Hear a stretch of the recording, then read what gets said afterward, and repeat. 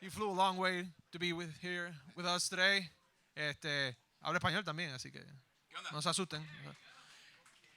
Y nos va a hablar un poquito, ¿verdad?, sobre la industria, how to get into it, and all that other jazz that you should really be writing down. So let's give it up for Inmar. Thank you guys very, very much. I don't know about you guys, but when I was watching that video, I kept thinking, do a barrel roll. This talk is called Consistency. It's a path to the industry, all right?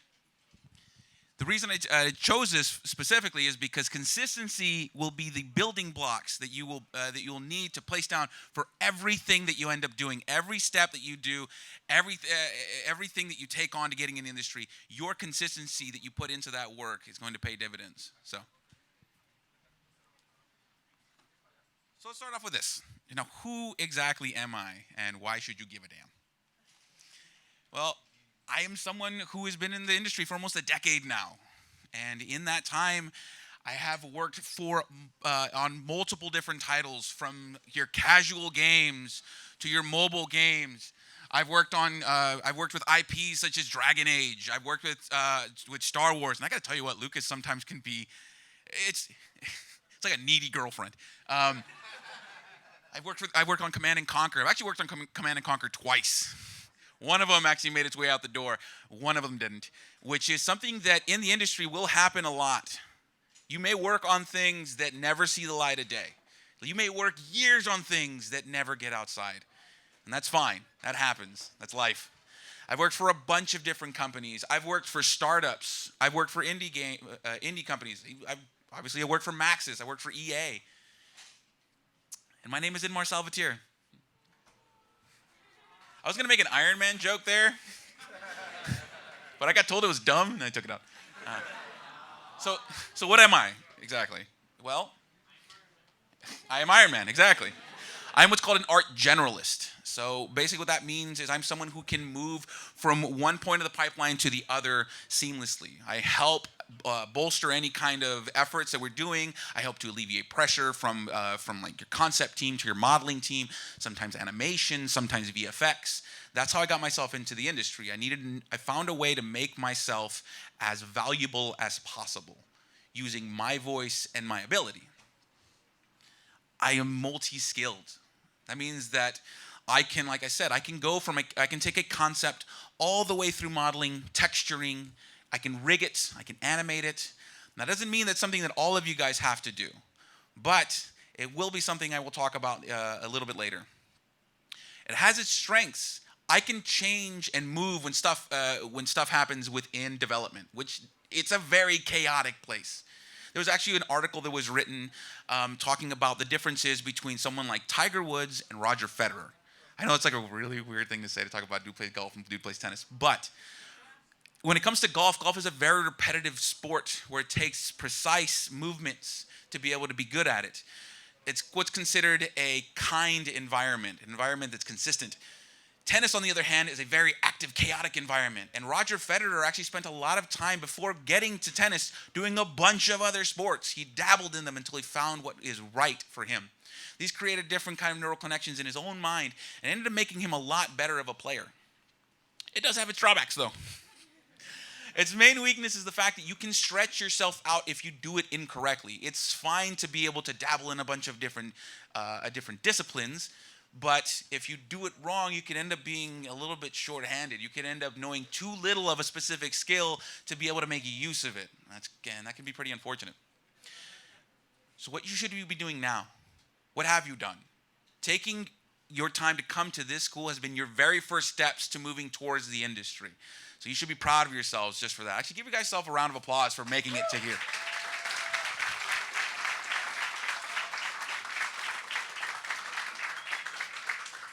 Now, what should you be doing in art school while you're here? Should you be learning how to use Photoshop? Should you be learning ZBrush and all these other techniques? Yes and no. What you should be doing is you should be exploring and being adventurous. Learning a tool is great. That's awesome. You can use ZBrush, or you can use Mudbox, or you're really proficient when it comes to Unreal or Unity. fine. That's something you can be taught directly at any studio. Technical aspects is something that most studios, they're more than ready and prepared to teach someone. What you want to find is your voice, who you are as an artist.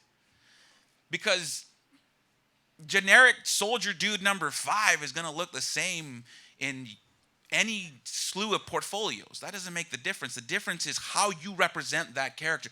Where does your thoughts come into that? What's the story you're telling? Every piece of artwork that you should be doing should have a story behind it, should say something about who you are, what your perspective is, what it should look like. If not, you end up being forgettable. You're easily passed up. Your portfolio will be looked at, forgotten, and then moved on from. And you should be trying other stuff. If you're a concept artist now, try some modeling. See how you can do that, because learning that tool, learning how that thing works, will teach you how to better present your own concept. I mean, one of the reasons that I wanted to start doing it, I came in as a concept artist, drawing boxes and shoes and rope. And then eventually swords, which was like a kind of a step up. But when I wanted to get into characters, I asked if I could start doing some modeling work. And lucky enough, I was working at a startup company where they needed someone to wear a bunch of hats. And I was like, I'm down. I have a head. I can wear the things. And so I started doing modeling. And that started to inform me on how my concept art should look like. It started telling me like, hey, it's really weird trying to figure out what like the side of the body looks like when I have like this giant Hulk arm in the way that's like bigger than the whole torso. So cut it out. Add in reference images to like, all right, this character's wearing this kind of cloth. Maybe my texture artist is going to want to know that. Maybe take some time in texturing yourself. Understand how that works. Animation, all of that. Knowing as many parts of a pipeline is such a powerful tool to have. Powerful knowledge to be able to bring into a team, because you know how to make stuff easier for the people down the line. And trust me when I say this, that people will thank you for that. There's nothing worse than having to like go back and fix shit from somebody else to make your job better. Now, you have to be self-aware. You have to be able to spot where you have deficits, where you know like, man, my hands look like crap. Or my animations are super wooden and jerky. Maybe I need to work on my easing in and easing out of a scene, or I need a better reference to be picking off of. Really evaluate your skill and see where you're at, and then focus on the areas that you need to work on. You might be a super awesome person at like modeling weaponry, but you can't model a person to save your life. Maybe it's time to do some studies on that one. Now, exploring those other skills, you don't explore them just for yourself. You explore them to meet the other people that are there and see how they think. How is it that they approach these questions that they have to answer when it comes to making video games? Because you're not an island onto yourself. You are a part of a team, and you need to be able to work and collaborate with the folks around you. Be medium agnostic. Get off your goddamn computer. For real, though. Programs like Photoshop and Maya and ZBrush, they're crutches. They're very, very forgiving. How many of you guys have ever done this thing in Photoshop when you're doing concept art where you draw a line and then Control-Z and then you draw that line again and then Control-Z and then you draw the line? Can you just show hands how many of y'all do that? Everything? Yeah. You want to know why? That is a lack of confidence. You are not confident in your mark making, and so Photoshop says, that's cool, I got you, bro, and then gets rid of it. But by taking time to pick up a sketch pad and draw on that, where it will not forgive you, where you lay a line and you want to go erase it, and it's like, nah, fuck you, doing it. Doing that will make you a lot more confident of an artist. What it'll also do is it'll increase your speed. You'll stop doing these things that slow you down. You'll be able to put down your ideas a lot faster, get them across. So pick up a pen, pick up a pencil, pick up a brush, draw, go outside, draw a tree. Like, not now. I need you guys to stay here. Fail. Not at school. Fail as in, like, try things you're not good at. And fail fast and fail often. A lot of times what I end up seeing from the folks that I mentor is that I ask them to go, hey, go do me some studies. And then, like, a week will go by and they'll give me one. It'll be like crazy rendered. It'll look like shit, but it'll be crazy rendered. That's not the right way of doing it. What you should be doing is drawing loosely. You're trying to understand things. Are you studying anatomy? Take some anatomical models, draw those the muscle strands, see how they interconnect with each other, but do them quickly. Do like 10, 20-minute stretches of it. Don't worry if it looks like crap. That's fine. Your best pieces are going to be built on the bricks of your worst. And the thing is, as artists, we need feedback. We get those either from teachers or we get those from friends who look at things and say, that looks dumb. No, that looks dumb. But when you draw consistently, you draw over and over again, you get through like 5, 10, 20 pieces. Because when I was in art school, I drew hands for days. I drew legs, parts where I knew I was bad. Elbows, like the muscles that transition from your forearms into your biceps, the way they connect around the bony landmarks of your elbows themselves. Like that's something that you might think you know, or you might believe you got right, but you probably don't. And the reason you probably don't is because you actually haven't gone to go check. Or all your friends are like, dude, that's cool. It's like a knight, right? I was like, no, that's a lady. Oh, I thought that was a kilt. That's a skirt, bro. Right. Now, where do you get those? Mentors. Now, mentors, right off the bat, you might be thinking like your teachers. And that's actually a really great place to start at. You can start with your teachers and mentors. These are folks that have knowledge and experience that are willing to share with you. I have a bunch of mentors. I've been in the industry for a long time, and I still have mentors that I go back to when I'm not sure about stuff. If I want to have my art checked, or if I'm joining a new team, or I'm going to buy a car, or whatever. Just like these are folks that you can rely on. These are people that can be your backbone when it comes to doing things in the industry. When you're not sure, when you want to move forward, you want to take these relationships and cultivate them, and you want to be proactive. You know what I mean by that is not only just to go out and ask for them, which you can. Right now I'm mentoring a girl who goes to UC Davis, and the reason I found out about her is because she actually emailed our recruiting department and asked for a mentor. Said, my name is such and such. I was going to say her name, but she told me not to. I am such and such. I'm looking to get into the industry. I would like a mentor. This is what I'm doing right now. This is what I've done. Here's a couple pieces that I have. Is there anyone available that's do that? And literally, my manager just came into our stand-ups that we have throughout the week and was like, hey, there's a student, wants a mentor, who's down? And a lot of us were like, me. I want to do it. Let's do it. But that's not the only thing about being proactive. What you also want to do is that you want to come forward with a plan. So if you want to come in and you want to do animation, then think about how you think you should get there. All right, I'm going to go to art school. I'm going to put together my change it. But if you come to them empty-handed, then you come to them as work.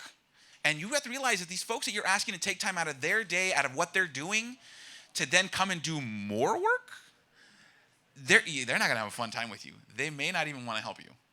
But if you show them that you are coming in ready and willing and trying to make the best out of this, then if you're showing that kind of effort, you're showing that kind of excitement, that can be infectious. They can get into that. They could then become really invested in your success. I know that for Mabel, I'm very invested in her success. I mean, heck, this piece is a piece that I did for an art show that we did at my work. And I brought this to my mentor from the early stages on, from my thumbnails to the initial roughs. I even have other artists that I bring them to ask for different ideas of why should I put what I would put in there. Initially, I actually had a lady in the boat, and he's like, it'd be funny if there was a balloon. And I thought it was funny with a balloon. It's simple things like that, you know?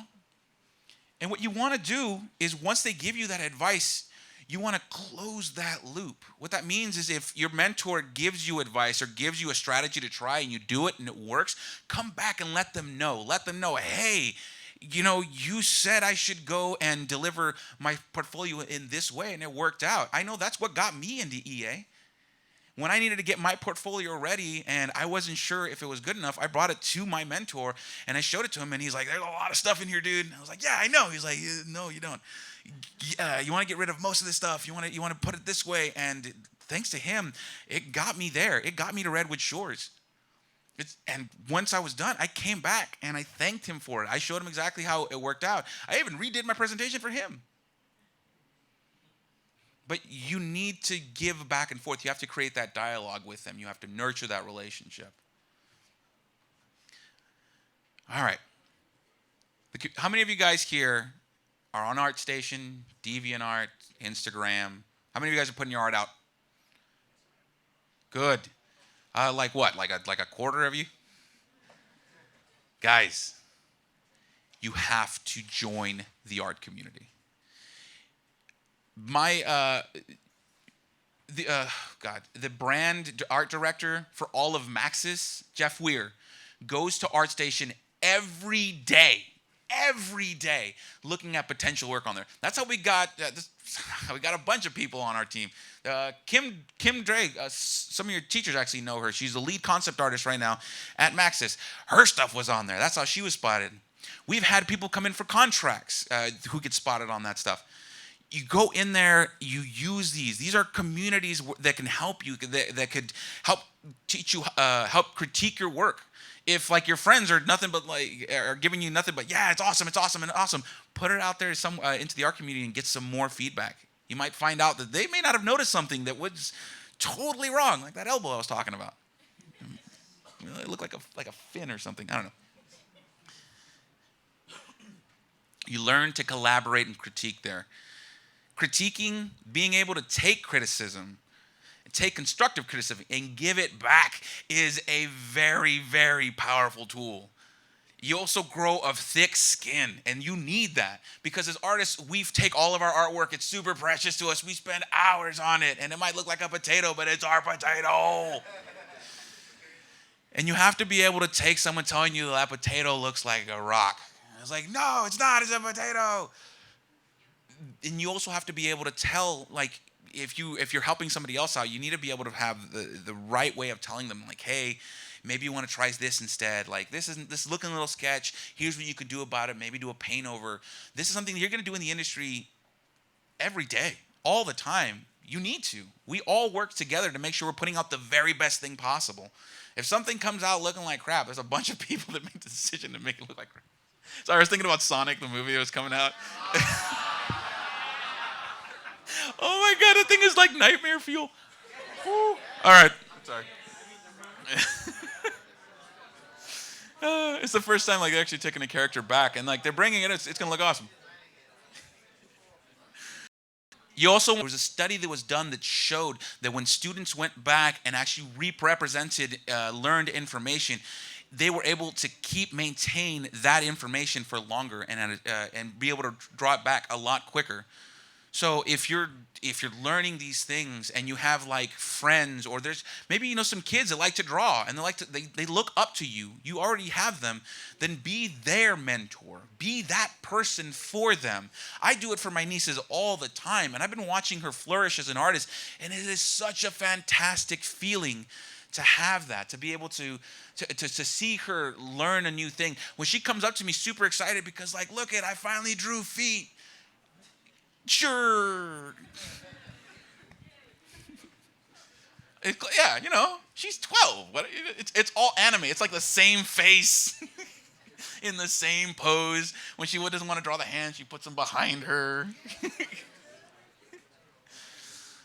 But you have to be present. You have to be active.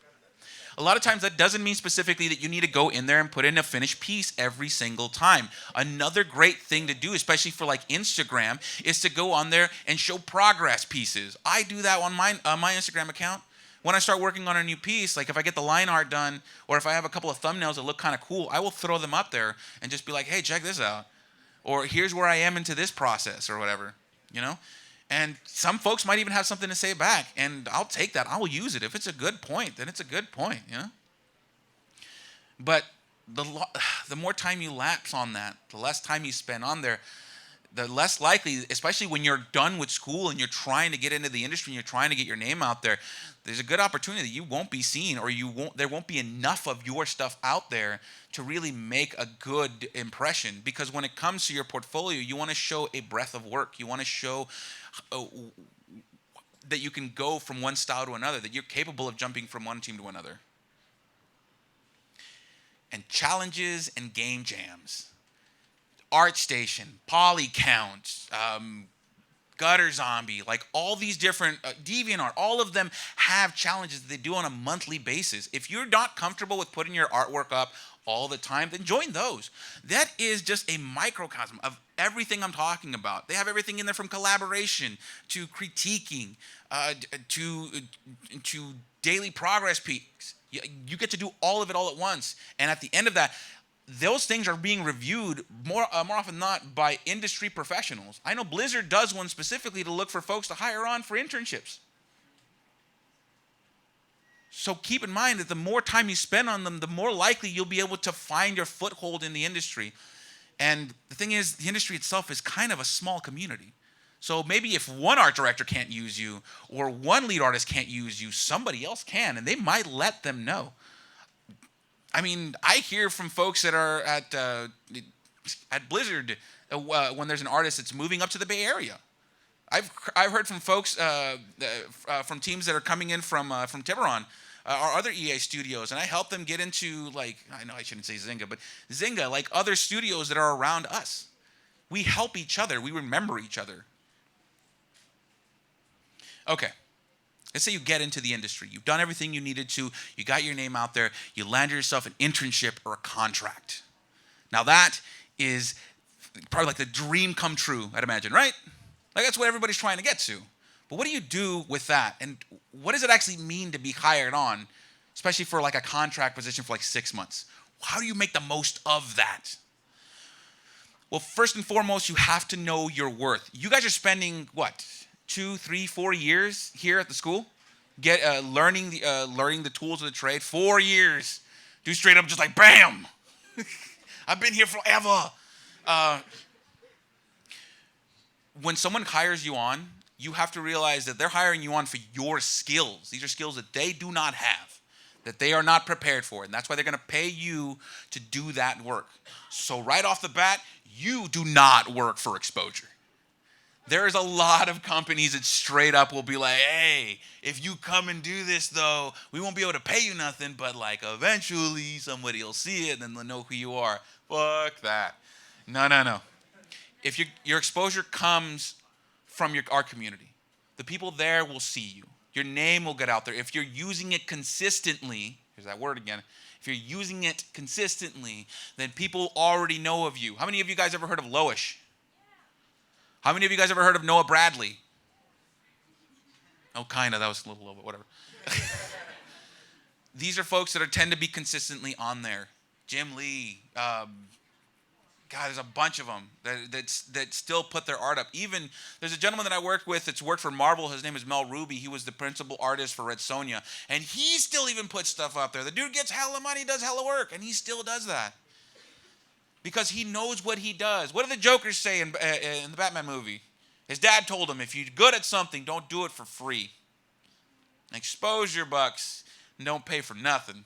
Not gas, not food, not a house. Pay, you look like an idiot, though. And take yourself seriously.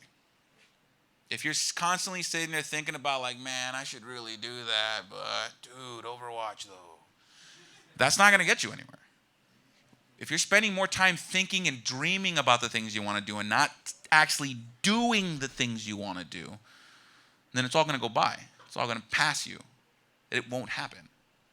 The only time it does happen is when you take being in the industry, being an artist, as serious as your hunger, as your fatigue.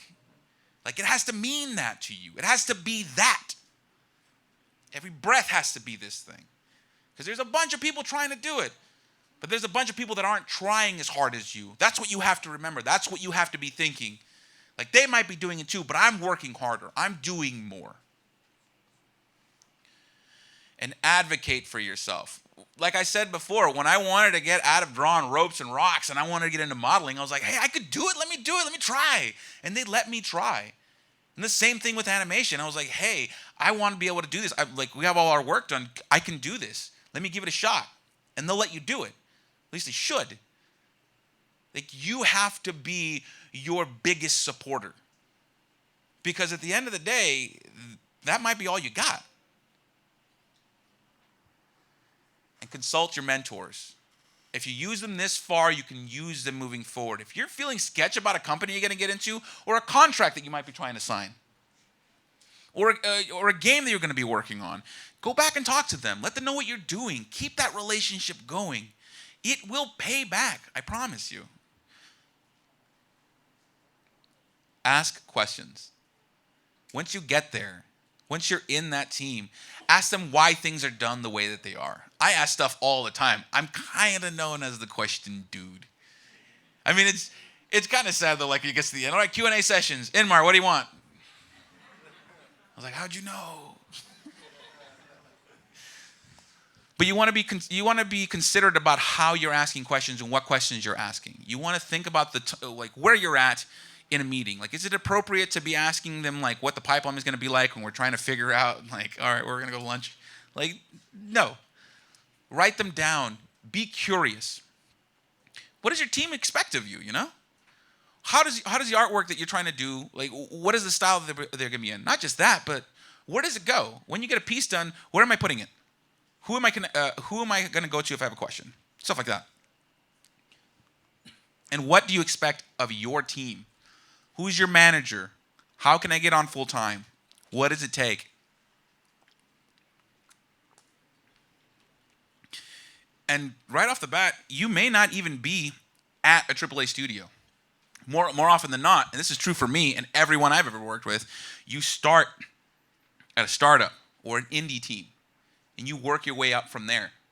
Actually, a lot of folks that are in the industry now that are on big teams talk about the small teams all the time.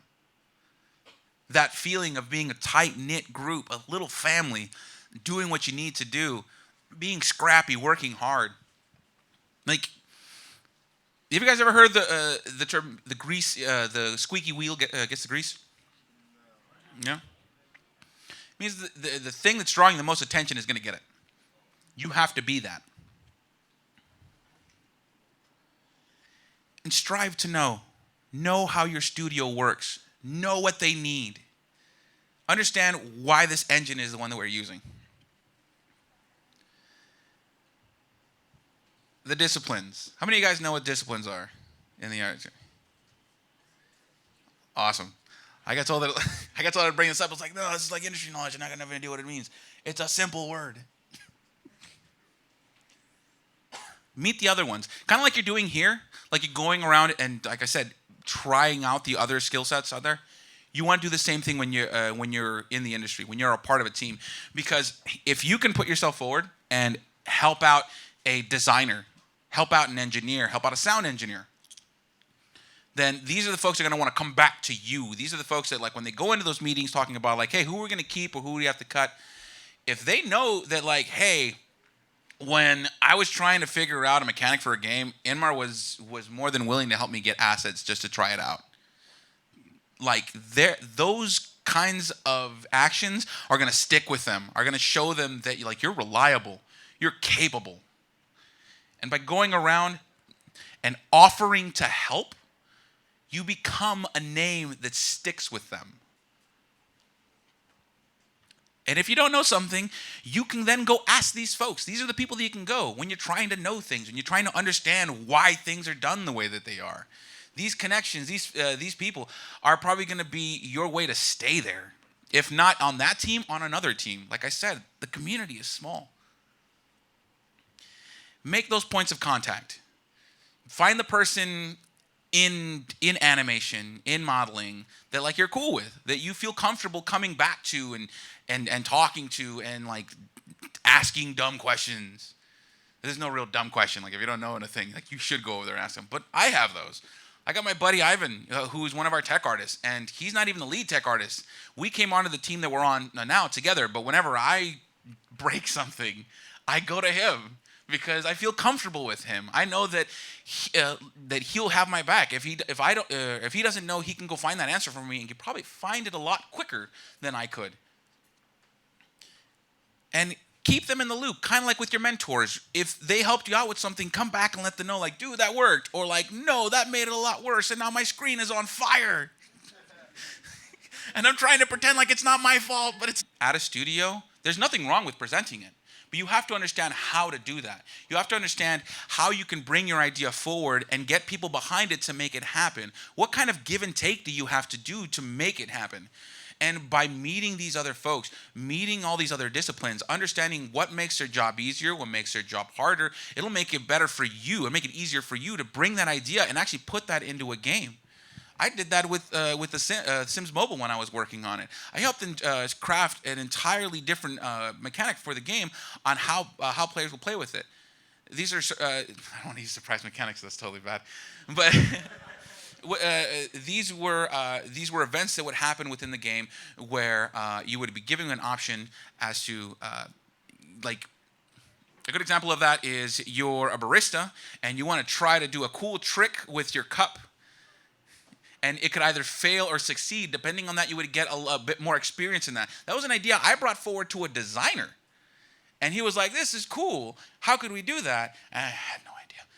But I was able to go talk to some of my folks in animation. I was able to go talk to some of my managers, and I figured out the best way to present that. And it got into the game. It helped make the game money. I thought that was super cool. Like, it's not something that my name will ever be put on, and that's fine. But I helped make that happen. And you can too if you have these people that will help advocate for you, that will help you push your ideas forward. So keep that in mind. All right. Now, you've been in the industry for a minute. How do you grow? How do you stay there and become even better, become a badass? Well, you have to invest in yourself. You actually have to take the money you're getting, take the time that you have, and put that back into what you're doing. And it all starts off with time, because time is probably the thing you'll have the least of, and it'll be the most expensive thing to use.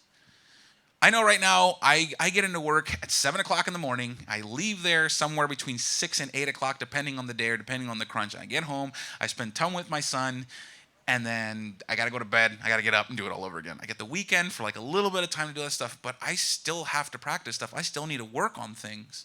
So what do? Well, I'm dedicating a part of my day specifically to that art, to continuing to practice. Once you're done with school here, that doesn't mean you're done. Yeah, I know, right? But no, you have to constantly be learning. You have to constantly be growing. So what you're really doing here is you're learning the techniques of study. You're giving exercises here. I don't know, how many of you guys get sent home with to do like master studies? How many of you guys have done that for homework here?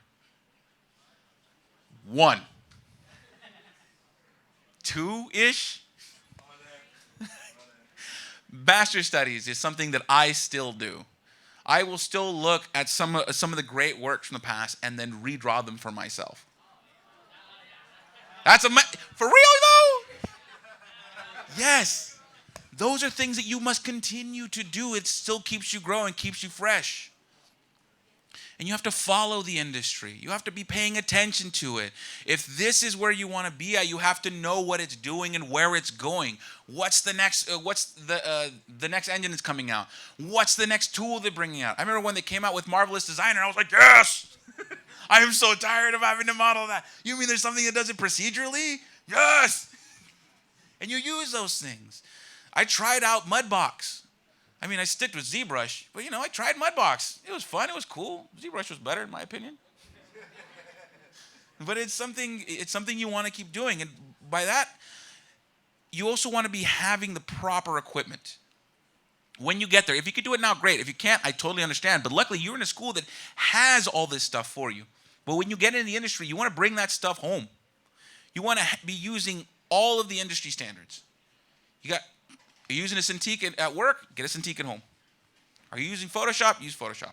You got Maya? Get it. You want to make sure that stuff's in your toolbox ready to go. Because if you're not at a studio and you don't have that stuff, it's like being stuck out in the ocean without a boat. Was that too on the nose? That was too on the nose, wasn't it? My bad. Surrounded by sharks, basically.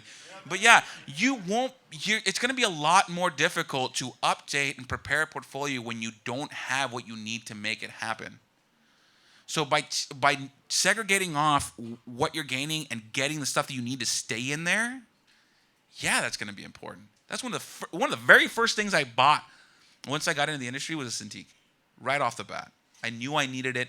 It allowed me to not only work at home, work at my work, but work from home on occasion. There was a point where I was working remotely from Sacramento in San Francisco, which is like a 2.5 hour drive. And I was able to do that because I had that stuff there. And I had made relationships with my teammates. So they knew they could trust me. They knew they can rely on the work that I was going to do. And try what's new. There's a bunch of free trials for everything. And some of you guys might use a free trial over and over and over and over again. I'm not saying that's how I use Maya. I'm just saying that's how I use Maya. Also, continue training. Oh, you guys can go to and two. Once you're in there, you need to be taking advantage of all the tools that are available to you. And there will be a lot more of them if you're asking them where they are and what they are.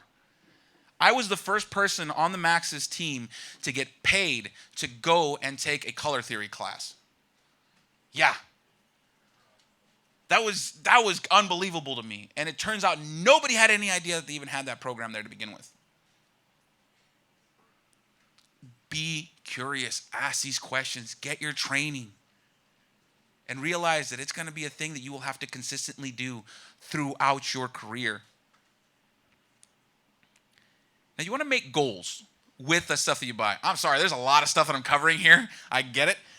But all of these things are stuff that I've learned throughout just years and years of being in industry and screwing up and being taken advantage of. I worked an 8-month internship, unpaid, while working and going to school. Yes. It's very easy to be taken advantage of if you're not paying attention. It's very easy for any studio to be like, hey, they didn't ask, so we didn't tell them. But make your goals with all the investments that you've made.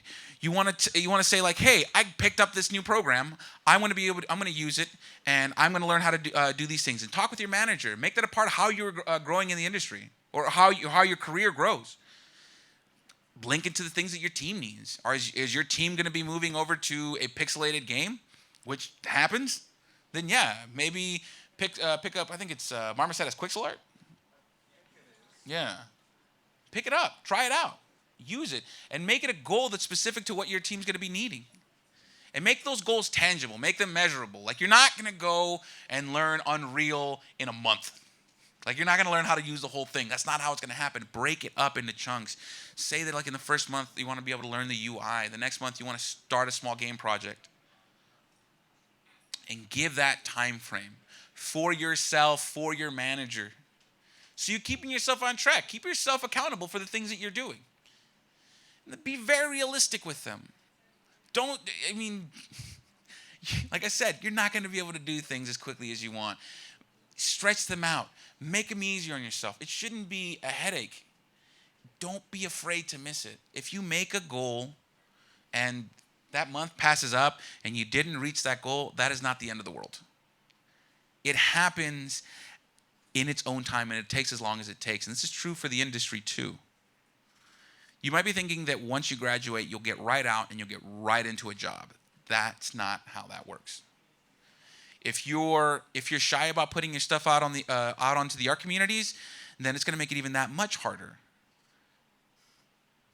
You have to realize that a lot of this stuff can take months, years of trying and working at it. And you have to be ready for that. You have to be ready for that long haul. But remember, these goals are to motivate you, not stress you out. Like, how many of you guys go onto like ArtStation and you see a piece of artwork from someone that's amazing, you're like, damn, I can't do that. That is not the way to look at art. Don't be self-deprecating about it. These folks that you're looking at that are the front page of ArtStation are folks that have been doing it forever. Like, they're drawing stuff that they're used to a lot, over and over again. You should be looking at that and studying it, figuring out ways to get stuff better. 1 second. And keep that spark alive, because like homework, going to work can be a lot. So you have to stay stimulated. These things you probably already know about. Movies, books, games, all that good stuff. You can look at these things for refreshers, for a way to get back into it. I play Dungeons and Dragons when I want to get like motivated all over again. I run a campaign right now, and I'm in another one. Why? Because it's super exciting to be like, I want to be a tiefling who does magic. And then I draw that tiefling out. Like, these are the things that I use for myself to get better at stuff. I read a lot of Brandon Sanderson books. I don't know if you guys ever read the Stormlight Chronicles. You okay? Like Breath of the Wild for 6 months. Oh, I forgot to put anything on the internet. My bad. No, you should be looking in these for new ideas. But that's not the only place. Like, the thing is that these are a lot of things you could do at home, stuck inside, and that's not where you want to be. What you want to do is get new experiences. You want to try new stuff. And it doesn't have to be as grandiose as like, I'm going to take a trip to Scotland or whatever. No. Our brain works a little bit differently than that. If you're looking to get inspired, try something as simple as taking a different route to school, to work, to your friend's house. Going and checking out new areas, stimulating your mind. They actually did this. They did this test with rats where they gave 2 sets. They had a set of rats that just lived normal life and another one that had a stimulated brain. Once they gave them a stimulating environment and they put them in a test, they realized those stimulated rats were able to work out mazes a lot faster. Why? Because going to these other places, trying all these other things will make connections to dormant or less used parts of your own brain. You find these new places, you find these new experiences, you'll see it pay. I do something weird where I brush my teeth with my left hand. Like, I draw and do stuff with my right hand, but I like brush my teeth with my left hand just for funsies. Like, I know it seems dumb and small, but it's something that my body's not used to, and you'll realize the same thing. When you try to throw a ball with your dominant hand and with the non-dominant hand, it's a lot harder, but after a while, it gets easier and easier because those neural connections get stronger and stronger. And go the fuck outside. I'm seriously, I cannot stress that absolutely enough. This feeds back to being medium not agnostic. If you want reference, the problem with a lot of reference online is that they're pictures that have already probably been manipulated. If you're trying to draw a character and you're taking it from like an image from like a magazine, the lighting in it sucks. It's already probably been photoshopped, let's be honest. Kim Kardashian's waist doesn't look like that. Nobody thinks that. So going outside and using reference from real life, Mother Nature's palette is amazing. She uses all of the colors all of the time, and they're available for you. It's a puzzle to figure out. In your color theory classes, I'm pretty sure they've already talked about color harmonies and how they speak to each other. If you go outside and you look at them, try to see if you can actually create those colors. Get some pastels or get some acrylic and go mess with those. Try that out. I don't know how many of you guys actually do traditional mediums? Nice. Yes, that is fantastic. That is so super important. And if you're going outside and doing it, even better. Because one, you're on a time frame because that sun moves. So it does not stay the same way forever. And all the colors can change depending on the type of day. How many of you guys have done lighting studies for a single scene? Those things can be cool. You can completely change the mood of something as simple as like a plane, a rock, a cave, or whatever, just by changing the way the lighting looks. Colors change. The mood changes. Trying those different things can give you a whole different story to tell. And at the end of the day, there's 3 things you really need to know and take to heart. 1, this whole thing can be overwhelming. Getting into the industry, being in school, dealing with all the pressures that most of your friends might not even know about. You might be dealing with stuff at home. You might be dealing with stuff with your family. But everything's going to run at your time, and you have a lot of it. There's no need to feel so dang urgent and desperate about it. Work at it. Be consistent about it. And take your growth as serious as hunger and fatigue. It has to be that important to you. Because it'll show in your work, in the way that you talk, in the way that you present yourself, that it is a real thing. And remember, your best pieces are built on the bricks of your worst. So try, fail fast, and fail often. Well, what do you guys want to ask?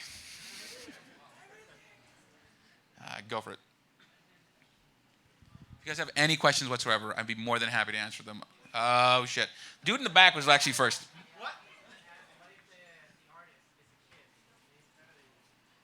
That's not bad if they're better than you.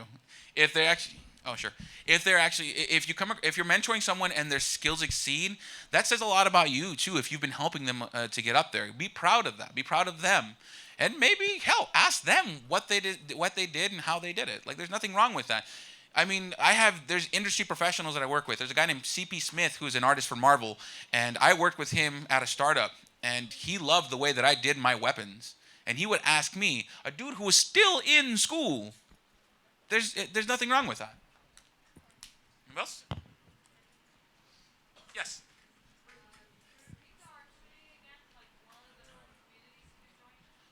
You can join DeviantArt, ArtStation, Polycount. There was one for comic book artists called Gutter Zombie that I used to go to.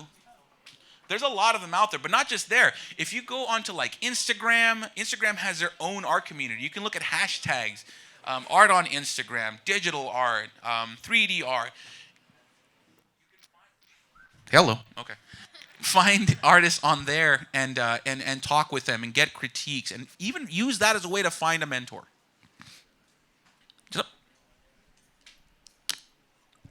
Thank you. When it comes to publishing your art and social media, how do you deal with when you're afraid of like copyright and someone stealing your ideas or art or anything? You don't have to really worry about copyright. Copyright only. Okay. And as far as like if you want to take some work and sell it, there is a loophole for doing your own artwork where you're doing it as a. It's a parody. So if it's done in your style, if you're not drawing something verbatim for as it comes from that studio, you can still sell that artwork. My cousin Dennis Salvatier, he actually does that right now with Disney characters and Marvel characters. I have a friend of mine, Claudia, who does it as well. She goes to conventions and sells subs there all the time. As long as it's in your style and not the original style, it's all yours. And as far as someone taking it, you know what? That's kind of a form of flattery if someone's coming up and trying to take their artwork and say it's theirs. And if you have the original PSD of it, but don't be shy. Get on there. Put your stuff out there. It's really important to do that. Yes. Un momentito. Yes. Big fan now. Thanks. I was gonna ask. Oh, when you feel really bump up or like the work is actually like being really stressing you up, what do you actually do to calm yourself down? And Automatic drawing. Automatic drawing. Yes. I know that sounds really, really, really weird. I can't remember what the name of the artist is. Automatic drawing is where that you get a piece of paper and a pencil. And what you want to do is you want to completely shut off your mind and just doodle nothing. I mean, quite literally nothing. Organic shapes, simple shapes. Even a character that you're just used to drawing over and over again, when you start to do that, it de-stresses you because this is something that your brain is comfortable with. So if you have an artist block, or like what I tend to do before I even start a piece, I'll just sit there and doodle crap. Just nothing. Whatever just comes to mind. It's a great way to warm yourself up, and it's a great way to de-stress and go into a drawing a little bit more comfortable. That side, homeboy over here. Yeah. Oh, so hey, my name is Arturo. Hey, Arturo. Hey, you mentioned that we shouldn't work for exposure, which is like a hella given, dumb. yeah. But I was wondering, like, do you think it's effective to work for a small project that you like a small studio that has a project that you like, and maybe offer yourself as an intern? Do you think that's like an unpaid internships within a specific course? Those will be unpaid, and that's fine because you're getting college credits for them. It's when you decide to go in there and work with them, like I said, like for me, like 8 months, Yeah. I got paid nothing. And I ended up finding out later that it was really, really illegal. I found out later after the dude who was the studio GM left the company and already got paid. If there's a passion project that you're really interested in and you want to offer to come and work as an intern, I mean, that is on you if you want to do that, if you really feel that way. But realize that there's other ways to be able to do those. Game jams are a great way of doing it. Some of them can be for a weekend. Some of them can be for a week. But, I mean, you're getting a lot of folks in there that if you're trying to get something that's simple, like a small project like that, you can get the exact same thing from that, and you won't be taken advantage of as easily. Thank you. Back there with the blue, I think he was the first one up.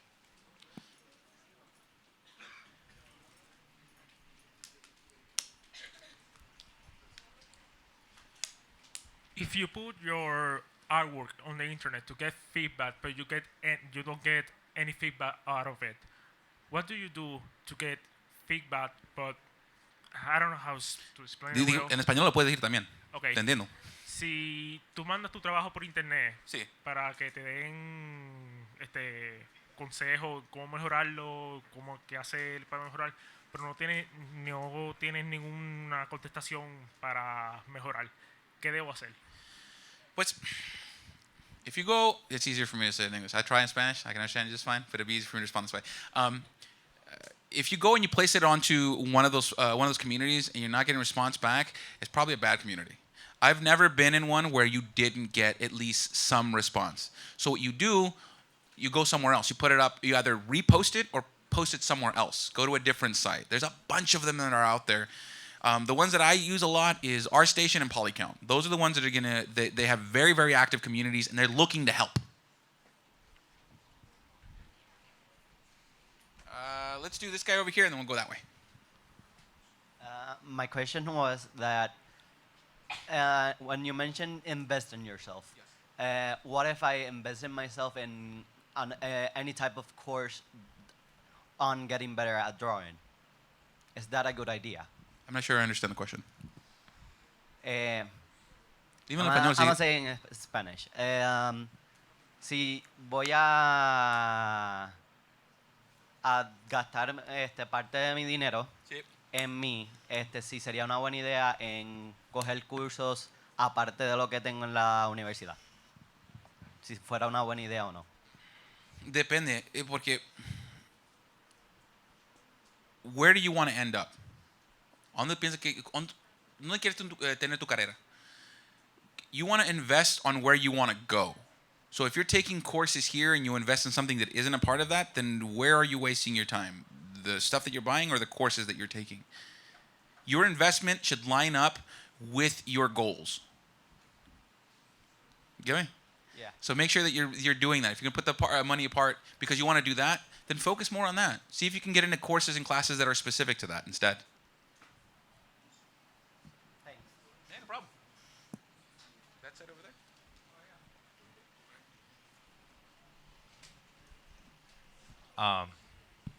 I noticed that throughout the presentation there were various illustrations of not only the bear character and as well as other things. I was wondering if those were made by you. Yeah, everything on there was mine. That's pretty amazing. Thanks. My boss liked it too.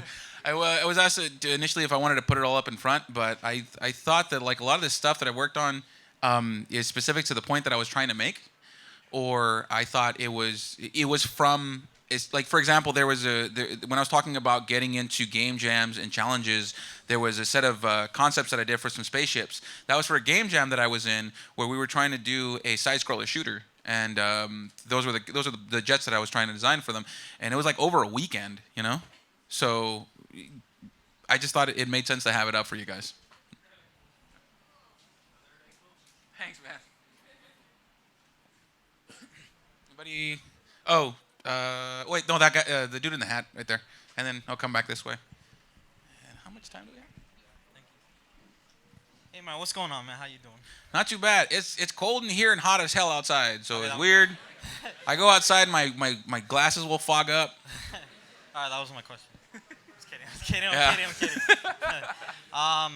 No, my question is, I'm kind of embarrassed to ask this. Don't be. There's no dumb questions, bro.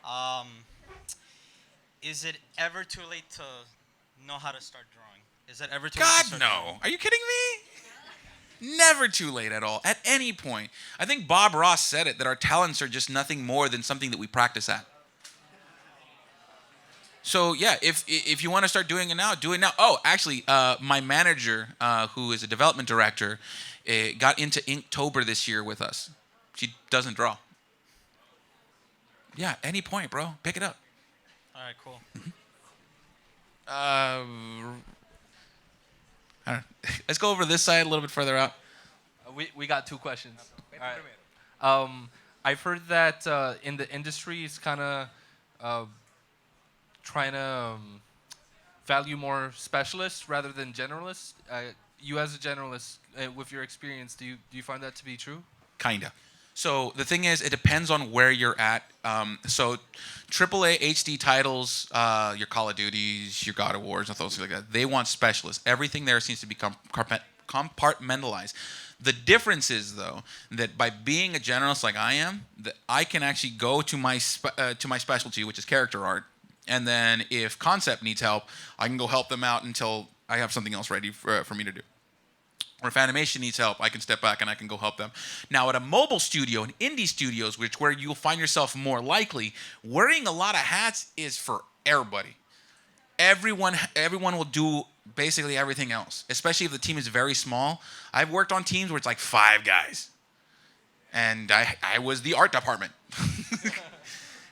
That is a very normal thing, but what you end up doing is once you're ready to move into the AAA studio, find the thing that you enjoy the most, and then just focus on that. But keep your generalist parts a part of you. Actually, it's like being bilingual. Yeah, you can speak English, but I can speak Spanish too. Like that is very beneficial to a team. Ajá, pues esto es lo que te quiero preguntártelo. Prefiero preguntártelo en vez de buscarlo por internet. Pues, nombre de artista, ¿debería usar un nombre apropiado o en vez de un apodo o algo así? No sé si me entiendas. Si uso mi nombre con mi arte. Sí. Porque como estaba diciendo, tengo art directors van a ir a buscar ahí la arte que le gusta. Y si tienes un nombre como Dude Guy 74, ¿quién es este pendejo? Bueno, todo mi arte lo tengo Inmar Salvatier. Porque si les gusta lo que encuentran, de ahí pueden ir a Google, poner el nombre, encontrar mi portfolio online, ganar mi email address y poder mandarme mensaje inmediatamente. Pero si tienen que primero ver qué es este nombre, quién es mujer, es hombre, no sé. So you want to be upfront with that. Puedes tener 2 portfolios, uno que es para tratando de trabajo con tu nombre y otro que es nomás para practicar y para ganar critiques y todo eso. Y eso le puedes poner cualquier nombre que quieras. Dude Guy 74 or whatever. Gracias. Sure, yeah. It works. Hi.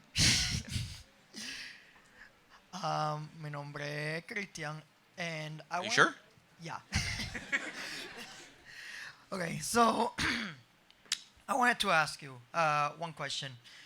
As someone who's having issues in drawing the human anatomy, what exercises do you usually do in order to make the human anatomy for character creation? That's funny you should ask that. The girl I'm mentoring right now is going through the exact same thing, and this is what I told her to do. What you want to start off doing is anatomical studies, and you want to do as many of those as possible. So what I have her do is I have her do 10-minute sessions for an hour, drawing like a human torso, just the muscular, and seeing where the different muscle structures interact with each other. I told her that once she gets to a point where she has a handle on that, but by that I mean when you get to a point where you can accurately predict the way that muscle strands will overlap with one another and keep its proper form, move on to gesture. Because most artists, younger artists, will do this. They'll draw like super muscly things where like you can see all of it and they have like no fat. That's not real. What you want to do is once you have understanding where the muscle goes, put skin on top of that. Skin will then soften a lot of the transitions. So go from anatomical studies over to gesture or figure drawings. And that's the best way of doing it. And do it a lot for short intervals. Thank you. No problem. I probably shouldn't look, but I'm gonna. Aquí enfrente y después ahí atrás. How much more time do we have? I don't want to make sure I'm like going over or anything. 10 minutes? First of all, hi. Second, I wanted to ask you if later on I can show you some drawings because I need some advice. From what I understand, I'm doing a portfolio review a little bit later, so yeah. Okay. And third of all, I need some advice because my goal is to work on a big company and it's Square Enix. Square Enix. Yeah. The reason is because I've grew up with Final Fantasy. Me too, bro. And I wanted to how to step up step by step to go to that company, like an advice. Most large companies don't like to pick from newly grads. Like if you have a baller portfolio, I mean that could be different, but that's not something that ever really happens. It's a very rare thing. So what you want to do is you want to focus on joining small teams that work on RPGs. So you look at the type of game that it is and then focus on that style of game and that style of art. By doing that, then you'll be able to cater a portfolio that's specific for that position in Square Enix. So you'll be able to show like, hey, I can do your kind of artwork, I can work on this kind of game, I understand the ins and outs of it, and then you can present that to them for a possible job opportunity in the future. But you got to get experience under your belt. You're going to end up starting on at probably an indie game studio or a startup somewhere or even a mobile title, and that's fine. Because you'll learn a lot of great stuff in there, and you'll make a name for yourself that'll make it easier eventually to get to where you want to go. Remember, it goes on your time. You got to wait and let it happen until it happens.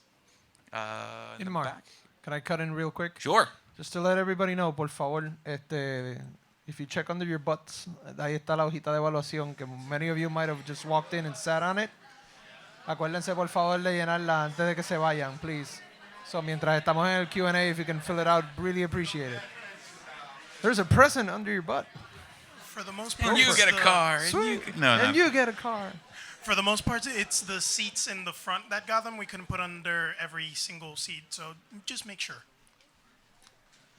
If you don't have one and there's still some left by the door, please fill it out before you leave. Yes. Feedback is important. These folks have gotten any yet, so. All right, so back to questions. So we'll do right over here, and then we'll do the gentleman in the red jacket, and then we'll go back that way. This one right here? You sure? That dude and then the guy behind him. Okay.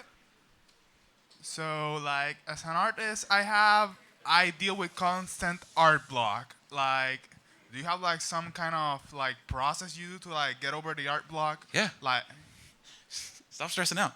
You have to, that's where automatic drawing comes in. Because I'm guessing the part where you get locked up is where you're there, it's an empty page, and then nothing. Yes. The reason for that, again, it's a lack of confidence. You're not really sure what you're trying to do. Look at reference. Find something. Actually, and I know a lot of artists don't like to do this. They feel like it's cheating, but it's not. Go draw an existing character. Get either a video game character or anyone. Draw a character that you like. That's a great way to practice and get ready, because when you'll do that, you might get your own idea in the middle of it and then be able to do that next. And you're still learning when you're doing that too. So don't stress so much on the art that you're doing and let it be enjoyable. If it's not being enjoyable, then you're probably doing it wrong.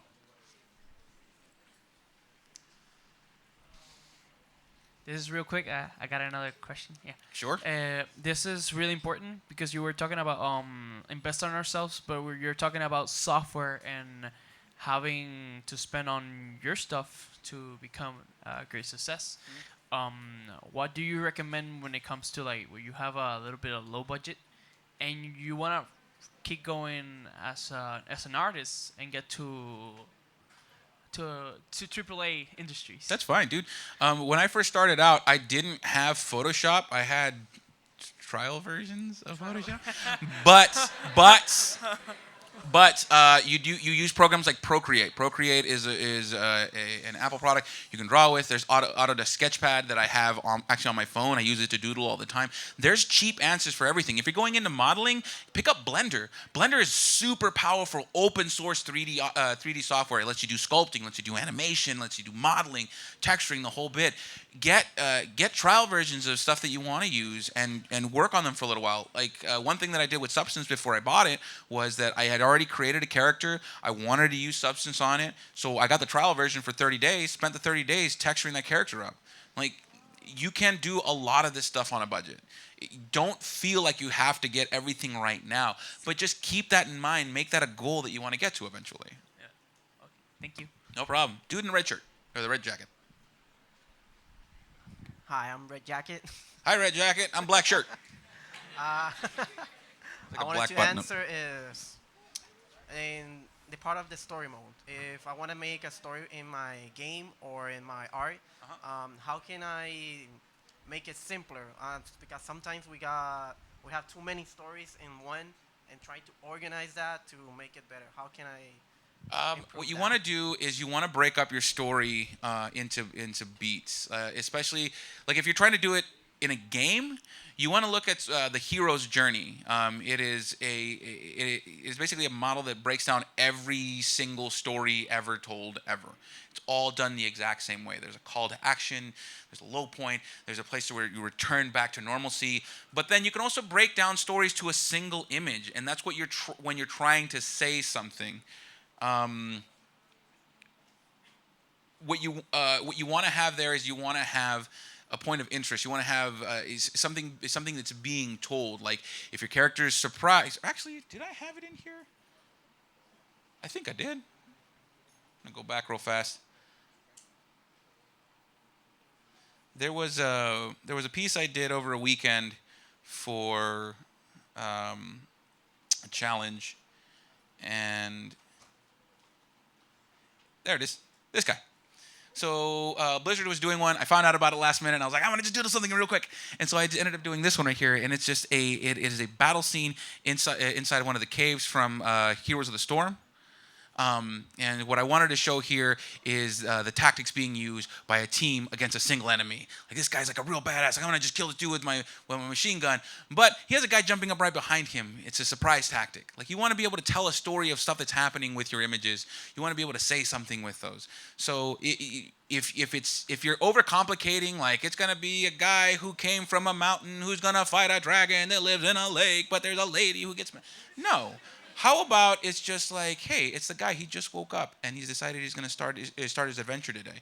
You can show that as simply as the dude sitting up in his bed with a backpack ready for him, where the light coming from the window is focusing on that backpack. Like you can make small decisions like that. Emphasize the points of your story using lighting, using composition. In a whole game, you want to break them up into beats. And like I said, go look at the hero's journey. That is a perfect structure for storytelling. Just go over here to, I think they're doing the red shirt, and then the gentleman right here in the front, in the black. This dude right here, and we'll come right back to you, dude. Lamento que lo tenga que decir en español, pero mi pregunta es, ¿qué tú haces cuando te piden un trabajo que está por encima de tu capacidad? ¿Cómo tú bregas con esa situación? Si yo siento que yo no soy la persona que necesitan, pues no me tomo el trabajo. No quieres entrar listo para perder. Si tú tienes que saber lo que tú puedes hacer, y si no es, pues no hay nada mal diciendo que no puedo. Haz lo que puedes primero. Grow more and then get to that point. But don't feel bad about failing. Failing is not a bad thing. Failing is how we learn. So I'm an artist, and right now my motivation is actually coming from stories and books and all that. And so I also want to write. I want to become a writer. Hey, me too. Right on. And I was going to ask you sort of like for guidance, because right now I'm kind of struggling with my writing, with my creativity, because I want to do so much things, but I don't know how to balance that. So starting with like one thing at a time. Okay. Just a quick question. For your writing, how much of it have you written? Quite a lot, actually. Have you finished it? No. I'm still there. But what I mean by finishing it is, are you doing some writing, going back, editing, and doing some more writing, going back, editing, and doing some more writing? Is that how you go about it? Like if you're editing while you write your first draft. Oh no. Okay. No. I'm Get just, through I'm that just first. writing. Get through that first draft. It can be crap. It's fine. This goes back to failing fast. You want to go and suck really hard at it at first, and there's a reason for that because you'll get all of your thoughts out, all your ideas, and then you can go back and massage them and bring them back out. And another great thing is that if you're stuck on a character beat, on an environment you're trying to get into, you can go in and draw that. You can go and figure that out visually. Get reference specifically where you're going to be at, and start off with simple notes. What's the biome? Is it a desert? Is it a forest? All right. Let's say it's a lake. All right, fine. In that lake, what are we going to have there? Well, we want to have like a castle. Get a reference for a castle, a broken castle. Draw those things out and then bring that back into your story. But the first thing you got to do with your story is you have to finish it. You have to finish writing it and let it be bad. Let it not make sense. Let all the spelling be incorrect. Let none of it connect all together. Yeah, just feverishly get it out, because the problem is that you'll start to bog down on your indecisiveness. And before you know it, it's been a year, 2 years, and the story's not done. Or you just forgot about it, moved on to something else, and then you're moving on to more and more things. So, get it out. Thanks.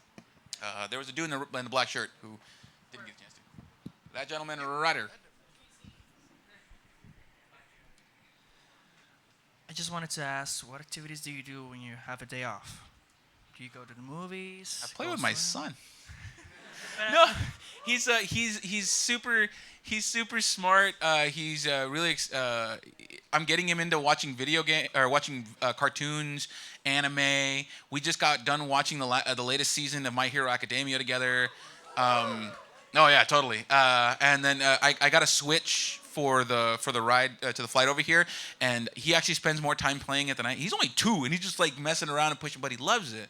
But when I'm trying to get inspired, I read, or I look at comic books, or like I play D&D. Like I do things that force me to imagine, force me to be in my mind, because that's how you do it. If you spend a lot of time like on a video game or a TV show, it's easy to just kind of like shut off and just kind of enjoy it, or just take it in, relax, kind of veg out or whatever. But that doesn't help your imagination. That doesn't help you create. So you want to do activities that help you, that keep you in your mind. Let's go with this gentleman, and then we'll go to these 2 guys over here. All right. So I remember you said earlier to be ready to fail and fail again. Yep. What would you say to someone who's gotten to failing so many times that they're starting to feel demotivated? Let's take it into the gamer zone. You're playing League of Legends, and you keep losing those ranks, and you keep dropping until Don't the get point turned. where, yeah. Right off the bat, it can be demoralizing to be consistently failing, but if you're like an artist, take a look at your drawing from 6 months ago, a year ago. How many of you guys have done a redraw of any of their older images? You ever want to feel better about how you're doing? Redraw an old image. It'll immediately give you feedback. It'll give you exactly where you're at now. And I promise you, you'll see progress if you've been doing it consistently. That's how. Awesome. Who's next? Gentleman back there, and then the dude in the red cap. Hello again. What's up? So, I wanted to ask, you mostly mentioned about drawing and stuff, but of course there's art form in other ways. Do you have any advice when it comes to music? And Oh, yeah. Yeah. I actually play guitar. I use it as a way. To do something different than just drawing artwork.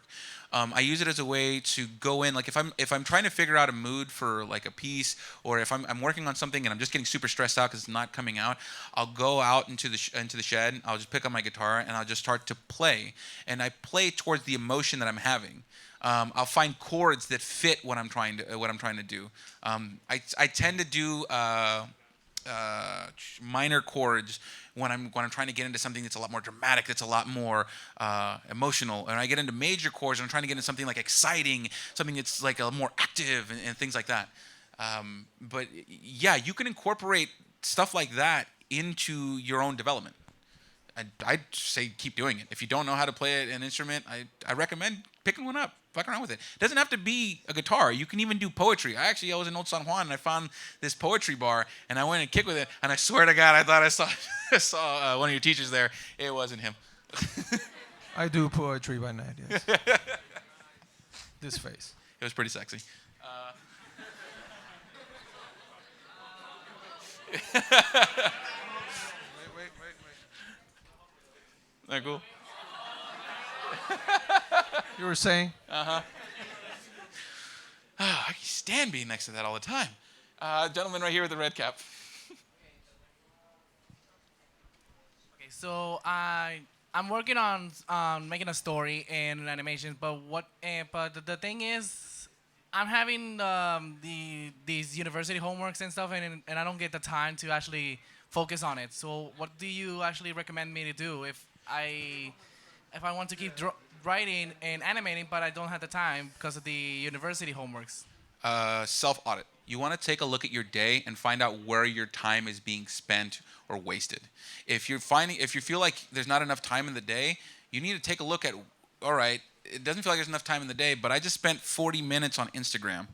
Maybe I don't need to do that. Or, hey, I got to work on this stuff, but like, dude, my friend's throwing a party and I really want to go, but I really got to do this homework. You have to prioritize your education and your career. So it can feel like you don't have a lot of time, but once you start to really evaluate your day, you can find more pockets of time there that you didn't realize existed. So try that. Do a self-evaluation and then come back to that question. Let's do the gentleman here, and then we'll head over to the two folks over there.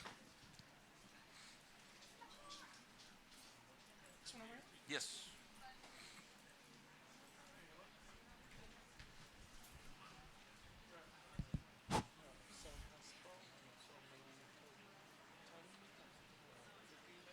Sure. If there's any more questions after these two. What? If there's more questions after those two guys. If not, we can probably end it there. Okay. I got 2 questions. Yeah. All right. All right. The first question is, have you done commissions before? And the second is, when do I know if it's too early or too late for my artwork to be good enough in order to start with commissions and stuff? You are never too early to start commissions if someone is willing to pay for them. Right off the bat. How much you charge for that depends on your skill set, what exists in the market already, and consultations with your mentors or other artists. Like when I first started doing side work for myself, I went in there and I was asking basically minimum wage because I felt really uncomfortable at asking for it. But now I do them. I work freelance for industrial design companies for around $50 an hour. And that is because I felt confident in doing that, and I put that out there. You can try that. You can trial and error to see what works and what doesn't work for you, and that way you can figure out how much you should charge for certain things. Another way you can do it is take a look at how much stuff is charged for now. Is your collection of work similar to what's already there? Well, then you can charge a similar price. But no, you're never too early to do commissions. If someone wants to pay for it, then go for it and do it. Thank you. No problem. I think there was 2 dudes over yonder. Yeah, the 2 gentlemen over there. Yeah, hi. I wanted to ask. I imagine most of here might have wanted to ask this, but what were your inspirations before you went to EA? And we know that you said your tutores y eso, pero ¿cuáles fueron tus inspiraciones a través de todos tus años en EA y en tu vida así? Mi abuelo. Mi abuelito era un artista en Gilroy, California. He did sign work, he did murals, he did a bunch of stuff. Yo no entré video games específicamente porque lo quería. Yo quería ser un artista primero. Y pensándolo así te ayuda mucho más, because when you're working specifically to be in the video game industry, you're curtailing your ability. What you want to be first is an artist, and then you want to be a game industry professional. So yeah, for me it started with my grandpa, and then eventually you know, I got a Nintendo. I don't know if you guys ever played Secret of Mana, but man, I loved that game. Secret of Mana was dope. Huh? Yeah, they did. They brought it out now for. Yeah. But yeah, that's what did it for me. I have the question that I'm not an artist. Not yet, dude. Not yet, exactly. I study another course that doesn't have anything to do with art. But I like the drawing. I do not have ability, and I have. Not yet, bro. I have the ideas on my mind. I can see the picture clearly in my mind, whether it is a drawing or it is a story completely. I can see it here. How can I start putting it on paper? Or you have to practice. The thing is that there is a disconnect between the images in your mind and the capabilities of your muscles. See, the reason that a lot of artists now can draw the things they can is because they've drawn them over and over and over again. They have an internalized understanding of what form is, what perspective is, maybe at some point what color means, what composition is. In your head, you can see that because in your mind, there's no words that you're telling yourself. There's no explaining the thought. It exists.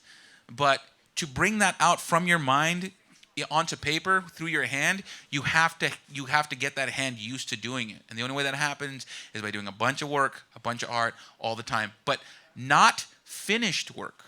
If you're trying to learn art or if you're trying to learn a new skill, then you want to be able to work at it quickly and repeat. If you're learning sculpting, for example, in ZBrush, you have to just do a bunch of really crappy sculpts over and over again, just to learn exactly what they're going to be what the process is for them. So for you, if you want to do stories and you don't feel like a good artist, first learn to write them down.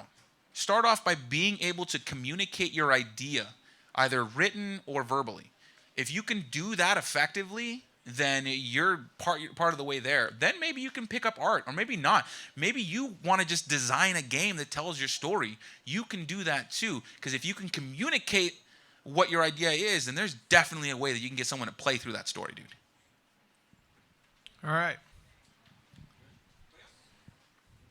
If I'm gonna cut in, ahora después del almuerzo es el portfolio review. So vamos a estar Inmar y otros miembros de facultad aquí. Make sure to bring any of your art pieces that you want to get looked at.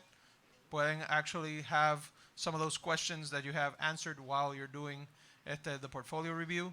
If you want to stick around a little bit afterwards para que cuando termine lo que es la evaluación de trabajo and want to maybe Q&A a little bit, that's also going to be an option, okay? But right now we got to cut for lunch, así que Inmar Salvatier, guys, let's give him a hand.